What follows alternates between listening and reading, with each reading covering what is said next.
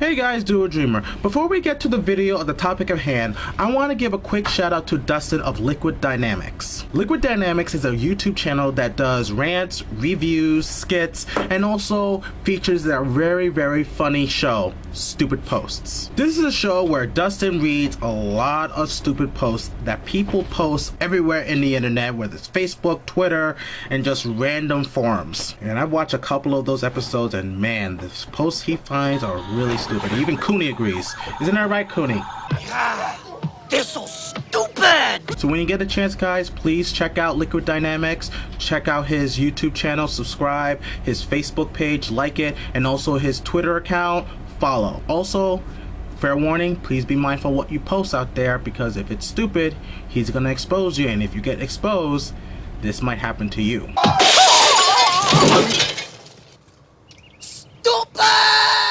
I look at people who try to tell me that he was the weakest link of the Shield. They were trying to tell me that all he would be was a mid-carder and he would be the one that would be struggling to get to the top. And look at him now.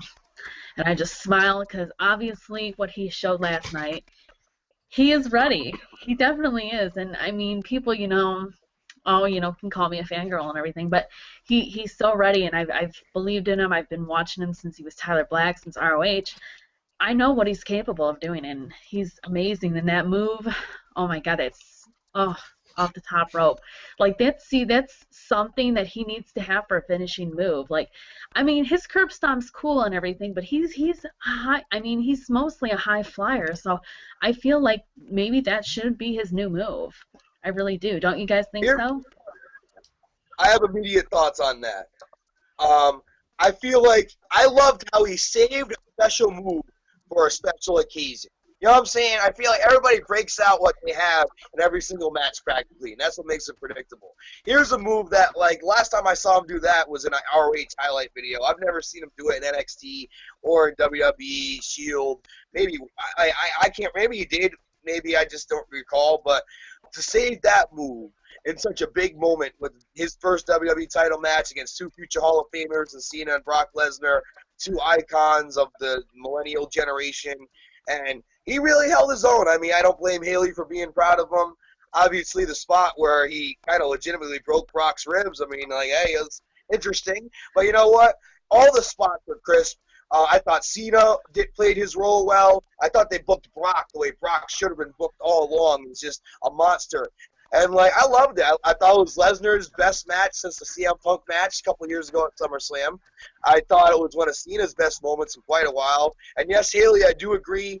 This match is a coming-out party for Seth Rollins, and that, yes, from a work rate standpoint, I belong in the main events. And we've seen that. We saw it with his match with Dean Ambrose at Hell in the Cell. And, obviously, we saw it tonight. It was obviously stole the show, could have closed the show if not for the Rumble match itself, and may have been a much positive note to close the show than the Royal Rumble was. Brock Lesnar kind of being babyface-like, but just the fans respecting him for being the monster that he is.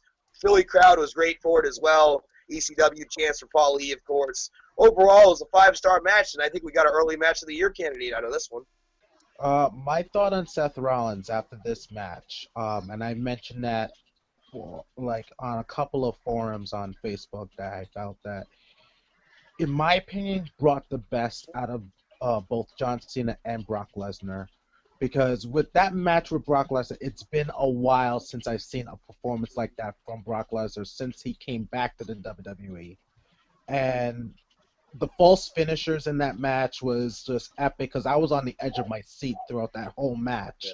Yeah. And John Cena, he was without question. There were times that, yes, he no-sells certain things, and I was like, please sell. But at the same time, it worked. Everything kind of worked. Everything meshed very well. I didn't feel anyone in that match was the weakest link. There was no weak link whatsoever. And I felt that the glue that kind of held it together was Seth Rollins, in my opinion. I think yes. He was the glue that held that together, and I know that, yes, the fans were cheering for, Brock Lesnar, but it also goes to show you that Rollins has become the top heel. And I've been saying that Yes. since he helped bring back the Authority, that he just made it to top heel status in my book. But like from point A to where he is now, when he was first part of the Shield, I was one of those guys that thought like, Reigns has the look, he might become a star. Ambrose has pretty much the total package, great move set, great mic skills, and I felt that Rollins was in the middle. But I was so happy that when they turned him heel, it gave him a chance to break out. It gave him a chance to Definitely helped his mic skills. I definitely agree. And I felt that it's one of those moments where he was given the ball and he's running with it, and he hasn't dropped it since.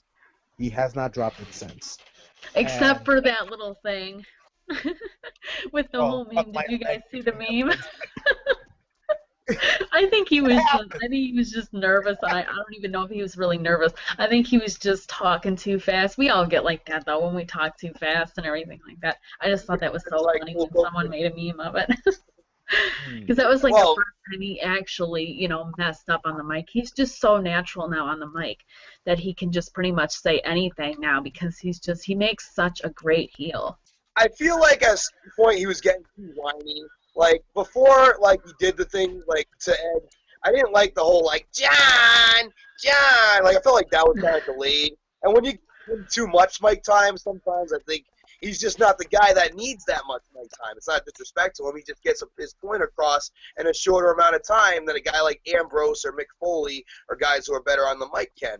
And, like, he is main event status. It reminded me of, like, how dastardly Edge used to get when he did the angle at Edge, almost like a passing of the sword. So, when Edge used to hit John Cena's dad and did all the dastardly things he used to do when he got over as our superstar, really the peak of his career.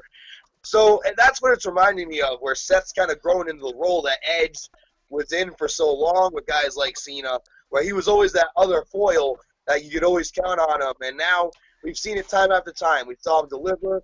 We saw him even deliver in a damn, what was the match at SummerSlam? The freaking lumberjack match. Who has a good lumberjack match? Him and Ambrose did. The Hell in the Cell match. And obviously now his first ever true WWE title match, main event type of level match.